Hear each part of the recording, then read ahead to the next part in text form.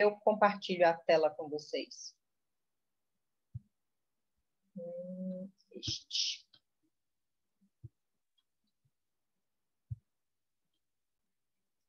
Bem, para a gente começar a introdução do assunto vírus, nós começamos com aquele vídeo, né? O vídeo que era específico a respeito de influenza, que é a gripe, mas eu acabei usando o vídeo falando de várias coisas, vários tipos de doenças, né? A gente já teve conceitos aí do que é uma doença de contágio direto, uma doença de contágio indireto, como é que é o transporte através da membrana dessa célula, né? Quando a gente falou da fagocitose na aula passada, na aula da outra semana, sem ser da semana passada, que foi de tirar dúvidas, né? Então, esses slides aqui são para a gente poder fazer assim, um apanhado geral das informações sobre vírus. Tem bastante coisa aqui, mas muitas dessas coisas eu já falei para vocês durante o vídeo. Então, vai otimizar o nosso tempo aqui em relação a esses vírus, certinho? Então, deixa eu deixar maiorzinho aqui, né? Vírus, então. Primeira coisa, se ele é considerado um ser vivo ou não. A gente já falou isso, né? Nós falamos que a maioria dos cientistas não consideram os vírus como seres vivos por conta de algumas características que eles não têm, que os seres vivos têm e os vírus não têm. A primeira característica é que os vírus não possuem membrana plasmática. Primeiro que eles não têm célula, né? A primeira característica que eu ia falar agora, eles não são formados por célula. Então, portanto, eles não têm membrana plasmática, não têm citoplasma, não têm núcleo, apesar deles terem material genético. Então, a primeira diferença aí de vírus para célula é que vírus não tem célula. Ou seja, vírus não tem célula, portanto, os seres não são considerados como vivos. Deixa eu só admitir o pessoal que está entrando aqui. Segunda informação importante. Nos seres vivos, ou seja, em quem tem célula, somente o DNA pode ser material genético. No vírus, não. Tanto o DNA quanto o RNA podem ser material genético. Ou seja, tanto o DNA quanto o RNA pode guardar as informações genéticas desse vírus. Isso não acontece nas células. Nas células é somente o DNA. Terceira coisa importante. As células conseguem se reproduzir sozinhas, sem precisar da ajuda de uma outra célula, por exemplo. Vírus não. Vírus não faz nada sozinho. Ele precisa de uma célula para poder fazer tudo para ele. Sozinho ele não faz nada. Então, se ele quer se reproduzir, ele também precisa entrar dentro de uma célula. Então, ele não tem reprodução própria. Já perdi as contas, acho que é a quarta característica, né? Quarta característica, então, os vírus não têm metabolismo próprio. O que é metabolismo? É o conjunto de reações químicas daquela célula ou daquele corpo, se a gente estiver falando de um organismo multicelular, né?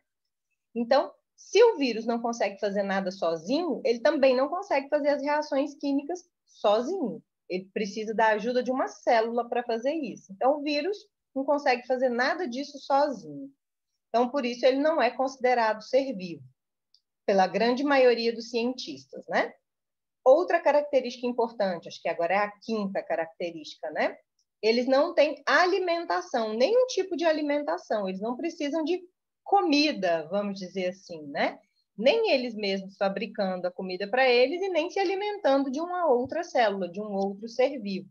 Então, eles não são considerados seres vivos por conta disso. E por que alguns cientistas consideram como ser vivo? Eles consideram como ser vivo, esse grupo pequeno de cientistas, consideram como um ser vivo porque ele entra dentro das células, mesmo que seja para infectar, né? Mas ele busca o que sempre dentro dessas células? A reprodução. Então, é como se ele tivesse preste bem atenção nisso, como se ele estivesse mantendo a espécie dele viva. Tudo bem que ele não tem espécie, tá? Que espécie é só para os seres vivos. Mas nós estamos falando de cientistas que acreditam que o vírus é um ser vivo. Então, eles estão acreditando que os vírus estão mantendo a espécie deles viva. Por conta disso, eles acreditam que os vírus são considerados seres vivos. Mas isso é uma parcela pequena. dos cientistas, tá? A grande maioria dos cientistas também acredita que o vírus não é um ser vivo. Tranquilo? Outra coisa importante, segunda coisa que está escrita aqui no nosso slide, né? Deixa eu colocar uma ponteirinha aqui para nós. Então, ó, nós vamos falar das características que esses vírus têm, agora de características gerais, né? Não só do vírus da gripe, como era o caso do vídeo, e as implicações na saúde humana, ou seja, as doenças que pode causar nos seres humanos. Lá no comecinho, eu deixei claro para vocês que existe vírus para atacar qualquer tipo de célula. Vírus não ataca só ser humano. Ele pode atacar uma bactéria, um fungo, um protozoário, uma alga, uma planta, um animal invertebrado, um animal vertebrado, ou seja, ele pode atacar qualquer tipo de ser vivo, desde que ele consiga entrar naquela célula. Porém, quando a gente estuda as doenças, a gente vai falar das doenças que são causadas nos seres vivos, porque senão seria coisa demais, viraria assim quase que um curso só sobre vírus, né? Aí a gente precisaria fazer um mestrado ou um doutorado, não é o caso, nós estamos só no ensino médio. Então, por isso, o foco é sempre nas doenças que são causadas nos seres humanos, para qualquer tipo de ser, tá? Vale para vírus, para bactéria, para protozoário, para fungo e para outros parasitas, como, por exemplo, os nematóides e os plateumintos. As lombrigas, em geral, que vocês falam, tá? Então, vale para qualquer um desses. A gente estuda só as doenças causadas nos seres humanos. Então, vamos começar, né? Agora já deu mais tempo ainda para o pessoal entrar. Eu vou fazer questão de ler o que está aqui com vocês, porque eu preciso explicar o que foi que aconteceu, tá? Vírus é um ser extremamente pequeno, ou seja, nem no microscópio óptico, que é aquele que passa a luz e você coloca os olhos lá, que é daquele que tem na escola, nem no microscópio óptico dá para ver um vírus. Por quê?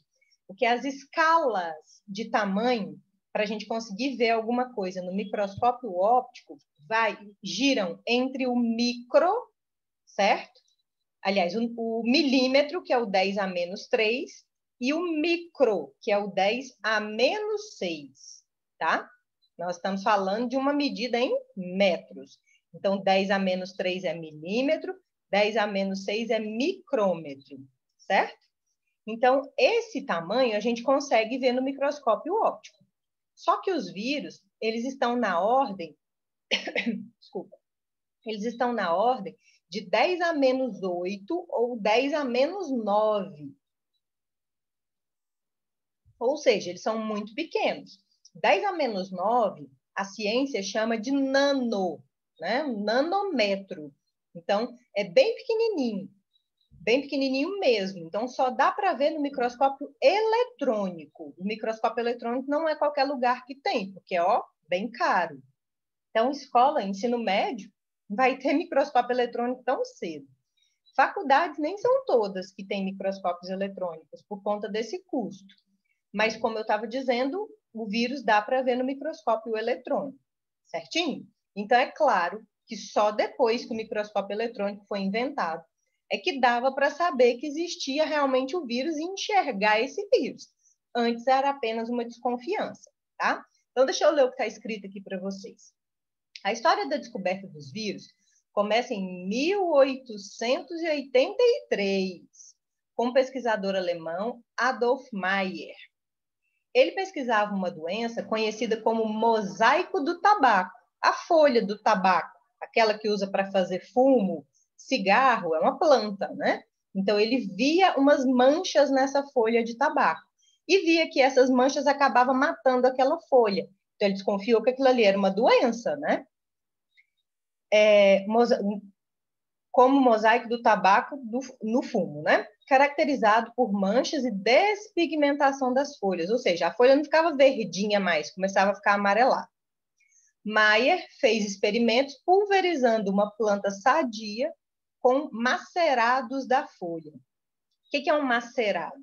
Quando você pega a folha, coloca dentro de um recipiente lá no laboratório, que chama almofariz, parece um socador de alho. Para quem tem isso em casa, deve saber o que eu estou falando. Só que o do laboratório é de porcelana, e não é para você amassar coisas assim fortes demais, senão ele vai até quebrar, né? É para você macerar mesmo, coisas mais macias, arrancar pedacinhos, para extrair o que a gente chama de sumo, que é aquele caldinho da folha, né? Então, ele fez isso, pegou uma folha sadia e pulverizou com um macerado dessa folha doente. Ou seja, pegou o caldinho de uma planta doente e colocou numa planta sadia, que visivelmente estava sadia, né? Onde é que eu parei? Aí fala assim, ó. Descobriu, estou bem aqui, ó. Descobriu que havia um agente infeccioso da doença.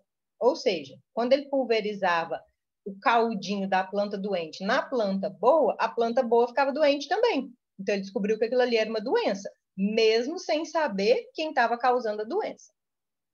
Esse tipo de agente infeccioso foi chamado de vírus, palavra de origem do latim, né, e que significa toxina ou veneno. Lembra quando eu falei para vocês que vírus é uma palavra da biologia e que a informática pegou emprestado? Toda vez que o seu computador, o seu celular tem um vírus, nunca faz bem. Assim como os vírus nos seres vivos também nunca faz bem. É sempre um veneno, é sempre um mal que vai causar. Então, a palavra vírus vem daí, certinho? Da origem da palavra veneno ou toxina. Mesmo sem conseguir visualizar o vírus, os cientistas logo identificaram diversas doenças em diversos seres vivos. Só foram vistos com microscópio eletrônico. Já tinha falado isso, né? Então, deu para ver só depois que o microscópio eletrônico foi criado. Isso foi em 1900 e alguma coisa, porque a data certa eu não lembro, porque eu sou péssima com data. Mas dá para saber já que foi no século XX. Então, é claro que não daria para ver o vírus antes disso, mas nem por isso os cientistas já não sabiam que era algo que estava causando a doença. No caso, naquela época, naquela planta específica que estava sendo estudada, né? Mas nem por isso outros seres vivos deixaram de ser infectados por vírus. Os vírus são agentes microscópicos de tamanho entre 20 e 300 nanômetros.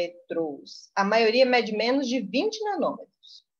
Tá aqui, ó. 1 nanômetro equivale a bilionésima parte de 1 metro. Você vai ficar calculando isso para quê, né? Graças a Deus a matemática inventou as potências para isso. As potências com base 10 servem para a gente economizar a escrita daquele monte de zero, seja para a esquerda ou para a direita, né? Então, nesse caso aqui, é negativo porque é muito pequeno esse tamanho. Então, 10 a menos 9 é bem pequenininho mesmo, tá? Mas isso também eu já tinha contado para vocês, né? Estou lendo o que está aqui porque tem umas palavrinhas que às vezes vocês não conhecem. Aí eu quero deixar claro essas palavras para vocês, tá bom? Todos são parasitas intracelulares obrigatórios. Também não é novidade que a gente já tinha falado isso, né? Eu pedi, inclusive, para vocês anotarem qual era o conceito de parasita. Estão lembrados? Para quem não anotou, parasita é um ser, não necessariamente tem que ser um ser vivo, né? Porque o vírus está aí nessa briga, se é ser vivo ou não. É um ser que vai fazer mal para outro ser, tá? Sempre mal, nunca faz bem. Então, esse parasita, no caso o vírus, ele é sempre um parasita. Vou fazer uma perguntinha. Se o vírus precisa de uma célula para poder fazer tudo para ele, compensa um vírus infectar outro vírus? Não, porque não tem o que uma célula possui. Exatamente. Para que ele vai entrar dentro de um vírus? Vai ficar dois ali abobados, vamos dizer assim, sem ter o que fazer, porque ninguém consegue trabalhar por ninguém, só a célula que trabalha em prol do vírus. Então, não adianta um vírus infectar outro vírus, tá? Fiquem espertos com isso. O vírus sempre vai atacar uma célula, portanto, ele vai atacar um ser vivo, tá? Então, deixa eu continuar lendo o que eu estava lendo aqui para vocês. Todos são parasitas intracelulares obrigatórios, atuando como piratas das células. Eu coloquei essa palavrinha aqui, porque o que um pirata faz? Além de filmes? Saqueia outros barcos, alguma coisa assim? Exatamente, ele rouba, não é? ele sempre quer roubar alguma coisa, ou é o barco de alguma outra pessoa, ou que seja os alimentos, o ouro que tem ali dentro. A gente já viu isso muito nos filmes. Então, por isso que eu coloquei esse termo, porque ele às vezes pode aparecer em alguns exercícios, algumas questões de prova. Quando a gente fala piratas de células, quer dizer que eles precisam entrar nas células e só vão fazer mal para essas células. Eles vão roubar das células. E o que eles vão roubar das células? Eles vão roubar o trabalho da célula, porque a célula vai ter que trabalhar mais, né? Ela não vai trabalhar só para satisfazer as necessidades dela. Ela vai trabalhar para poder satisfazer as necessidades do vírus também, que é a duplicação do material genético, que é a produção da cápsula de proteína. E se esse vírus, além da cápsula de proteína, ele também tiver uma capinha de fosfolipídios parecido com a membrana plasmática, a célula também vai ter que fabricar isso. Então, é só trabalheira para a coitada da célula, tá? Continuando aqui. E atacando células de diferentes organismos, como as bactérias, de tudo quanto é tipo de ser vivo. Não precisa decorar isso, não. Basta ser ser vivo, então, o vírus pode atacar, tá? Vamos lembrando de uma coisinha? Para um vírus atacar uma célula, deixa eu ver se está escrito aqui, acho que não é nesse slide, não. Para o vírus atacar uma célula, ele precisa do quê mesmo? O que tem que encaixar na célula para poder ele entrar na célula? A chavezinha, que eu esqueci o nome. Chavezinha. Exatamente. A Qual que é o nome? chavezinha... Pode falar. Qual que é o nome? A chave Ah, pode ser sim. chamado tanto de chave, pode ser chamado de spike, que é uma palavra do inglês, né? Que no Aí português chave, pode só falar chave mesmo, encaixa, o vírus encaixa a chave com a célula. pode. É, no glicocálix da célula. Tá certo? Pode É o ser. glicocálix que defende, né, a célula. Não, não é que ele defende. Na verdade, ele seleciona, vamos dizer assim. Ele olha o crachá daquilo ali que quer entrar. Se o crachá, ele gostar do crachá, ele deixa entrar. Se ele não gostar, ele não deixa. E quando eu digo gostar, eu estou falando das questões químicas. Tem que ter compatibilidade química. Houve ligação química entre o glicocálix e a chave desse vírus, ou a chave de qualquer que seja a substância ou outros... Todo vírus vai ter uma chave para entrar na célula? Sim, toda célula tem o glicocálix de uma célula, muitas vezes é a chave para ela entrar numa outra célula também. A substância química que tem ali é a mesma, tá? Então, a chave de uma célula pode servir para ela entrar numa outra célula, ou a chave de uma célula pode ser o próprio glicocálix dela. Então, a mesma coisa nesse caso aí. É que a gente não pode usar o termo glicocálix para o vírus, porque ele não tem célula, né? Então, a gente não pode dar o mesmo nome da estrutura, tá bom? A Maria Isabel queria perguntar. Professora, só é porque eu esqueci. A senhora explicou alguma coisa sobre... Foi bem no dia que a gente viu o vídeo, que as células, quando estão infectadas, elas continuam se multiplicando. Eu não te escutei direito, o que eu escutei foi você falando. Se eu expliquei alguma coisa, que quando o vírus entra na célula, infecta a célula, ele é multiplicado, é isso? Acho que ela caiu. Maria Isabel, você está aí? Você está entre nós? Eu acho que ela caiu, a internet dela caiu. Eita. Ah, caiu mesmo. Está pedindo para entrar aqui de novo. Espera aí, só um pouquinho. Maria Isabel, está escutando a gente agora?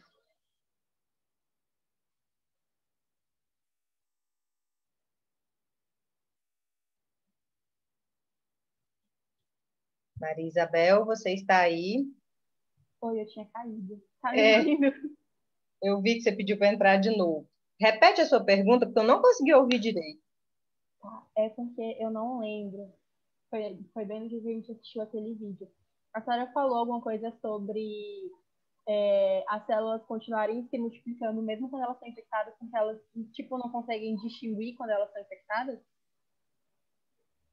Eu falei naquela época que a questão para uma célula permitir a entrada de qualquer coisa, seja uma substância, seja um vírus ou uma outra célula, para permitir a entrada, É puramente a questão de ligações químicas, certo? As ligações químicas, que a maioria delas que vão acontecer, são ligações covalentes, né?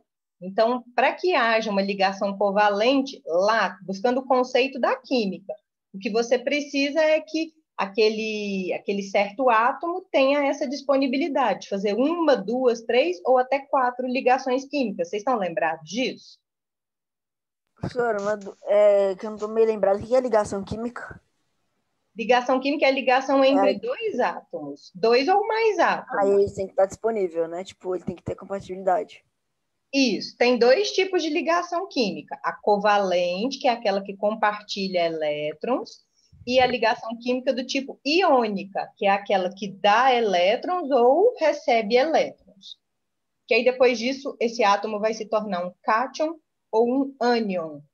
Mas Cátion é o que dá, mas aí vai negativo, né? o cátion fica com carga positiva. Ele vai ser o que dá elétrons. E o ânion é o que fica com carga negativa e ele recebe elétrons. Tá. Certo? Lembrou disso agora? Ah, lembrei. Então, no caso do glicocálix, sempre vai ser ligações covalentes, ou seja, compartilhamento de elétrons. Nesse compartilhamento, quando vocês estudaram as regras para compartilhar elétrons, a gente tem a tal da teoria do octeto. Que é isso? Estou dando aula de química hoje. A teoria do octeto diz para nós que um átomo ele adquire estabilidade quando a última camada dele atinge 8 elétrons. Chama teoria do octeto, isso aí. Então, a gente está vendo isso em química. Oi? Tá vendo isso agora? Uhum. Ai, que bom, ó. E aí, ajuda aqui na biologia, porque biologia depende demais de química. Se não souber química, fica complicado. Então, a teoria do octeto diz que para alcançar a estabilidade, um átomo tem que fazer 8 elétrons. Tem que ter 8 elétrons na última camada. E aí ele tem que fazer as suas ligações. Cada átomo vai conseguir fazer uma quantidade diferente de ligações. Exemplo, o hidrogênio faz uma só, o oxigênio faz duas, o nitrogênio faz três, o carbono, eu queria falar cálcio, o carbono faz 4. Então, o máximo é 4 ligações que ele tem que estar disponível para poder fazer. Que aí 4 mais 4 vai gerar 8, né? No caso do nitrogênio, que faz 3, ele tem 3 ligações disponíveis para fazer. Então, ele tem que arrumar alguém que faça 5 ligações, nem que seja 2 átomos diferentes, não importa. Então, a teoria do octeto diz isso para nós. Então, nesse caso, o glicocálix funciona com base nessas ligações químicas. Quando há ligações químicas entre aquilo que quer entrar na célula junto com o glicocálix, a célula permite a entrada. Eu já falei para vocês algumas vezes que a célula, infelizmente, não tem condições de saber se aquilo que vai entrar na célula vai ser bom ou ruim para ela. Ela não tem condições de avaliar isso. Ela só tem condições de avaliar as ligações químicas. Ocorreu ligação química adequada, tudo certinho, abre a portinha de entrada. Não ocorreu? Não abre a portinha de entrada para a célula. Tudo funciona assim, tá? Isso ficou claro para vocês? Sim, é porque eu estou anotando sobre isso. Só para confirmar, eu anotei, para a célula permitirem a entrada de algo, basta ocorrer uma ligação química. Compatível, acrescento compatível, porque não é só a ligação química, porque pode acontecer a ligação química e ela fica ainda, como é que eu posso dizer, elétrons sem serem compartilhados. É essa palavra, não tem outra, é lá da química mesmo.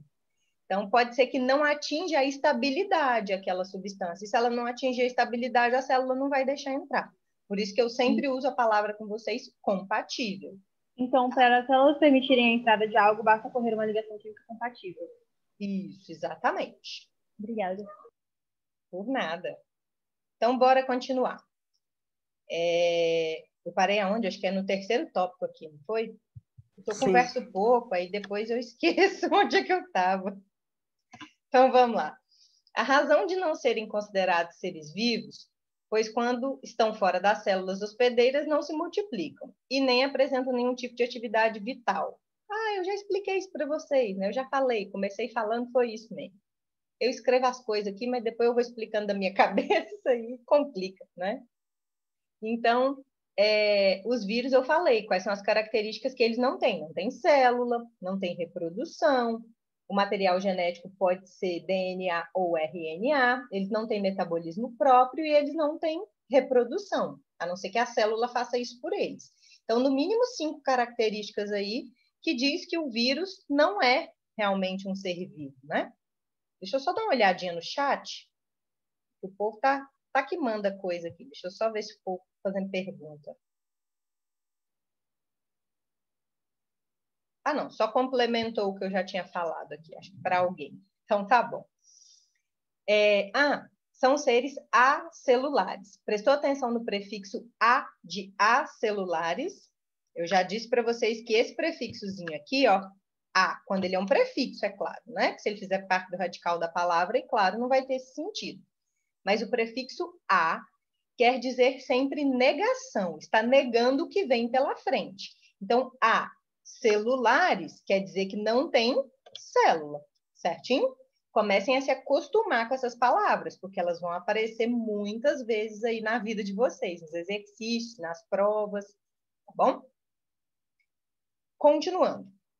Os cientistas o chamavam ainda de sistemas moleculares autorreplicativos não vivos. É só para dar um nome para o negócio, porque ele não quer chamar de ser vivo, mas não tem as características de ser vivo, então tiveram que arrumar um nome, né? Espera aí um tiquinho, Marisabel, eu já vou deixar você perguntar. Sistemas moleculares, o que é um sistema? É um conjuntinho de alguma coisa. Moleculares, que é feito de moléculas, né? Todo mundo é feito de moléculas. Autorreplicativos, ou seja, que vão se replicar. Não vivos, ou seja, que não têm vida. Então, o vírus, para os cientistas que acreditam que eles são seres vivos, chamam eles de sistemas moleculares autorreplicativos não vivos. Não precisa decorar esse nome, não, tá? Isso é só para eu poder te explicar por que é assim. Pode falar, Marisabel. Professora, os vírus precisam de célula porque eles são acelulares, né? Se eles tivessem células, eles não iam precisar, no caso. Exatamente. Se eu falar para você que é um ser vivo, automaticamente a primeira característica que você tem que lembrar é que ele é feito de célula. E o que é uma célula? É a unidade fundamental de um ser vivo. Essa palavra fundamental quer dizer que não pode faltar, certo? Então, se eu digo que um ser é feito de célula, naturalmente outras informações já vêm junto. Quais informações são essas? São aquelas 15 características de seres vivos que vocês estudaram no ano passado. Vou falar, não precisa anotar agora, tá? Se depois tiver dúvida, eu anoto isso para vocês num outro momento. São muitas características. Deixa eu ver se eu vou lembrar todas de cabeça. São 15. Eles são feitos por átomos, todos os seres vivos, né? São feitos por átomos específicos, eles são feitos de células, eles têm reprodução, têm metabolismo e têm algum tipo de nutrição, seja autotrófica ou heterotrófica, né? Eles apresentam crescimento, desenvolvimento, movimento e excitação. O que é isso? Excitação é a responder a alguma, como é que eu posso dizer? Que palavra que vai englobar tudo? Algum estímulo. Vamos usar essa palavra, estímulo. Seja do toque, seja de calor, seja de alguma coisa. Tentativa de sobrevivência, sair correndo, qualquer coisa desse tipo. 10ª característica, evolução, que é a mudança, né? Depois eu vou dar esses conceitos direitinho para vocês. Evolução, mutação, adaptação, seleção natural, variabilidade genética, hereditariedade. Pronto, lembrei as 15 características. Então, só é ser vivo se tiver essas 15 características, e o vírus não tem nem a metade delas. Então, impossível, né? Ser considerado um ser vivo, mesmo que a tentativa dele seja sempre de reprodução. Certo? Sim, muito obrigada. Por nada. Última característica aqui do nosso slide. Outros os consideram como sistemas biológicos, pois possuem ácidos nucleicos. Ou seja, aquele cientista que fica batendo na tecla de que vírus é vivo, fala que ele é vivo porque ele tem DNA, ou senão porque ele tem RNA. Mas e aí? Como é que você explica as outras coisas? Para explicar que o vírus é vivo, você vai invalidar todas as outras características que um ser vivo tem que ter? Não faz muito sentido, né? Só por causa de um grupo de seres, você vai invalidar todo o outro conhecimento que tem? Não faz muito sentido, não. Então, por isso, a grande maioria dos cientistas acreditam que os vírus não são seres vivos. Em relação a esse slide, tá tudo tranquilo? Os slides eu vou postar no GPA depois, aí copia depois, tá? Por enquanto, aproveita para você só anotar aquilo que eu estou falando que não está escrito no slide. Tranquilo? Posso passar de slide? Pode. Ficando escuro aqui, está chovendo. Vamos lá. Não vai dar tempo de falar o slide todo, eu acredito, mas dá para a gente ir um pouquinho mais à frente. Ó, é o ácido nucleico do vírus, que seja ele DNA ou RNA, que contém as informações, os genes, né? Para se multiplicar e para produzir novas partículas virais. Isso é segredo para alguém de vocês? Todo mundo não sabe que o material genético é que tem as características genéticas? Se o material genético do vírus pode ser tanto DNA quanto RNA, pois é lá que tem que guardar as informações genéticas, velho. Não é verdade? Faz sentido isso para vocês?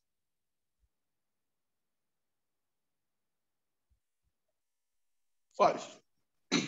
É aquilo que eu falo. Vamos parar de tentar só decorar as coisas. Vamos ter um olhar mais crítico, né?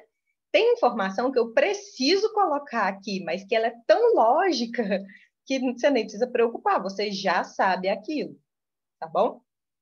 Qual informação aqui é importante também? Essa segunda informação aqui, ó. Se comparado a outros organismos, os vírus têm poucos genes. Por quê? Primeiro, porque é pequeno, né? Primeira coisa é porque é pequeno. Até as bactérias são maiores que os vírus. Então, se o lugar é pequeno, se a cápsula é pequena, claro, não tem como abrigar muita coisa, muitas informações. Então, esse é o primeiro motivo. Segundo motivo, esse ser não faz nada sozinho. Então, se ele tivesse mais genes, ele teria mais coisas para comandar dentro dele tudo aquilo que deveria ser feito, provavelmente ele poderia chegar até a ser uma célula, né?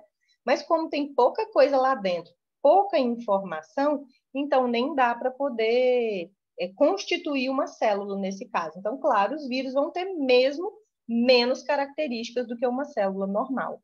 E isso, ao meu ver, também é algo lógico, né? Não é algo que seja, assim, uma conclusão enorme, algo assim que não poderia ser tirado de forma fácil. Para mim é uma coisa super simples. Só para vocês terem ideia, ó, vamos ver se vai dar tempo. Então, um minutinho só, mas eu volto na aula que vem.